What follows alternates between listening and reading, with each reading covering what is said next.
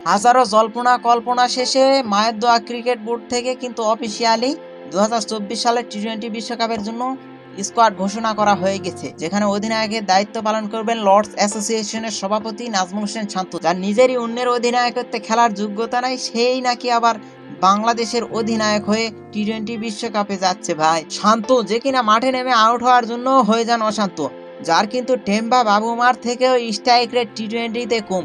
যে Temba বাবুমার strike rate কম হয়, south Africa তাকে লাত্তি মেরে বাদ দিয়েছে, তার থেকে স্ট্রাইক রেট কম হওয়ার পরেও মায়ের দোয়া ক্রিকেট বোর্ডের অধিনায়কত্বের দায়িত্ব সামলাচ্ছে নাজমুল হোসেন শান্ত। তবুও নাজমুল হোসেন শান্তর জন্য রইল শুভকামনা। আর সহ অধিনায়ক হিসাবে আছেন তাসকিন আহমেদ, বর্তমানে যে কিনা ইনজুরির সঙ্গে পাঞ্জা লড়ছেন, এজন্য কিন্তু তিনি বিশ্বকাপের আগে যুক্তরাষ্ট্রের সঙ্গে সিরিজ খেলতে পারবেন না তাসকিন আহমেদ।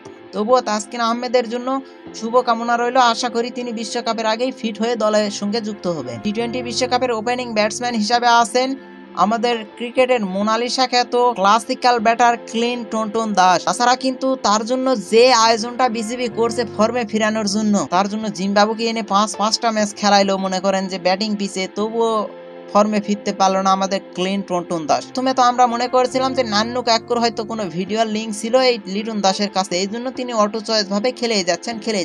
তারপরে কাজী আশরাফ হোসেন লিপু আসার পরে টন্টন দাসকে বাদ দেওয়ার পরে আমরা ভাবলাম যে হ্যাঁ, আমরা অনেকেই কিন্তু ফেসবুকে লেখালেখি করতেছিলাম যে অটো চয়েসের দিন শেষ, এখন যোগ্যতার বাংলাদেশ। সেটা আর হইল না, কারণ হয়তো বা কাজী আশরাফ হোসেন লিপুরও কোনো গোপন ভিডিওর লিঙ্ক পেয়ে গেছে আমাদের ক্রিকেটের ক্লাসিক্যাল ব্যাটার ক্লিন্টন দাস।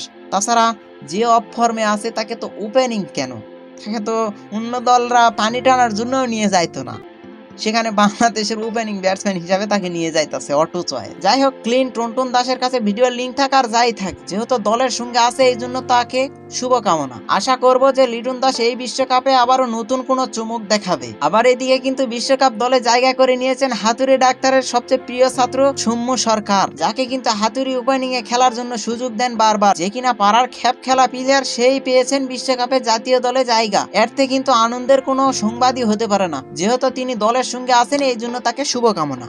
আমরা ক্রিকেট প্রেমীরা কিন্তু চাইবো যে সৌম্য সরকার এই বিশ্বকাপে আবারও কামব্যাক করুক, তার ব্যাটটা হাসুক, আবারও আগের মতো পারফরমেন্স হোক প্রত্যাশা মতো। এরপরেই স্কোয়াডে আছেন এমপি আল হাসান ওরফে বিশ্বসেরা অলরাউন্ডার সাকিব আল হাসান, যে কিনা part time cricketer, full time ব্যবসায়ী। মনে হয় যে ক্রিকেটটা ওনার মামার বাড়ির সম্পত্তি, মনে চাইলে খেলেন, না হলে কিন্তু খেলেন না। তার কিন্তু বাংলাদেশ জাতীয় দলে থাকতে হলে ভালো খেলার কোনো প্রয়োজন হয় না, তার নাম দিয়েই কিন্তু তিনি অটোমেটিক দলে জায়গা পেয়ে যান। আর পাবে নাই বা কেন, যেই দলের মনে করেন ওপেনিং এবং অধিনায়কের নাজেহাল অবস্থা, তার থেকে তো সাকিব আল হাসান অলরাউন্ডার হিসেবে ভালোই আছে। সাকিব আল হাসানের এটাই হয়তো শেষ বিশ্বকাপ, এই জন্য তার জন্য রইল শুভকামনা। 2019 বিশ্বকাপে সাকিব যেরকম চমক দেখাইছিল, আশা করি 2024 সালের বিশ্বকাপে এরকম একটা চমক দেখাবে। 2021 সালের পর আবারও টি-20 বিশ্বকাপে জায়গা করে নিয়েছেন মাহমুদুল্লাহ রিয়াদ, যাকে আগে বলা হয়তো বল ডট খাওয়ার মেশিন। সেই রিয়াদই এখন নিজেকে পরিবর্তন করে এই জায়গায় নিয়ে এসেছে বাংলাদেশের বর্তমান সময়ের সেরা ফিনিশার মাহমুদুল্লাহ রিয়াদ, যার বুড়ো হাড্ডির ভেলকি দেখার জন্যই আমরা আশায় বৈশা রইলাম,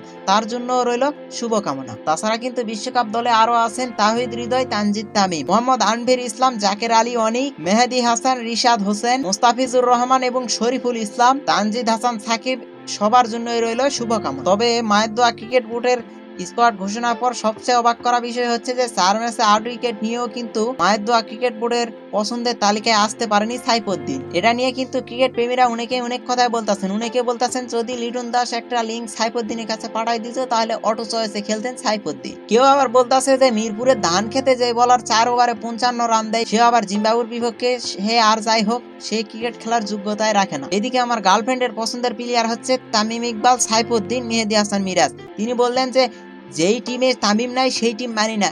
এই তো কয়েকদিন আগে বরিশাল চ্যাম্পিয়ন হলো, যেই টিমে ছিল তামিম, সাইফুদ্দিন, মেহেদী হাসান মিরাজ। হয়তো তামিমের সঙ্গে সম্পর্ক থাকার জন্য সাকিব আল হাসান ষড়যন্ত্র করে বাদ দিয়েছে। এটা দেখলে বোঝা যায় যে তামিমের সঙ্গে এদের সম্পর্ক থাকার জন্যই কিন্তু ষড়যন্ত্র করে এদেরকে বাদ দিয়েছে। তাই এই স্কোয়াড আমরা মানি না, মানবো না। আজকে রাত 14টার সময় কিন্তু শাহবাগী আন্দোলন শুরু হবে, তোমরা সবাই চলে আইসো। বিক্ষোভ মিছিল, প্রতিবাদ সমাবেশ, মোমবাতি প্রজ্বলন। তো যাই হোক, শেষমেশ আমি ছোট্ট মানুষ হিসাবে একটা কাজের কথা কই। দিন শেষে হাতে তালি, গলা ফাটিয়ে চিল্লানো, মন খারাপ হওয়া, ম্যাচ জিতে ম্যাচ শেষে গিয়ে টান উত্তেজনায় হেরে যাওয়ায়, আবার এরপরে চোখ দিয়ে পানি আসা, এরপরে ক্রিকেটারদেরকে গালি দিয়া আবারও ভালো একটা ইনিংস খেললে তাদেরকে নিয়ে ফেসবুকে পোস্ট করা, শুভকামনা জানানো। আসলে এটাই হচ্ছে বাঙালিদের ক্রিকেটের প্রতি ভালোবাসা। যে বাদ পড়েছে পড়ুক, যাদেরকে নিচে তারা যেন মনোযোগ দিয়ে ক্রিকেটটা খেলে, আমাদের কোটি বাঙালি ভক্তদের মনের আশাটা যেন পূরণ হয়ে যায় এবারে বিশ্বকাপ থেকেই। এই আশাটাই আমি রাখছি এবং আপনাদেরকেও রাখতে বলতেছি।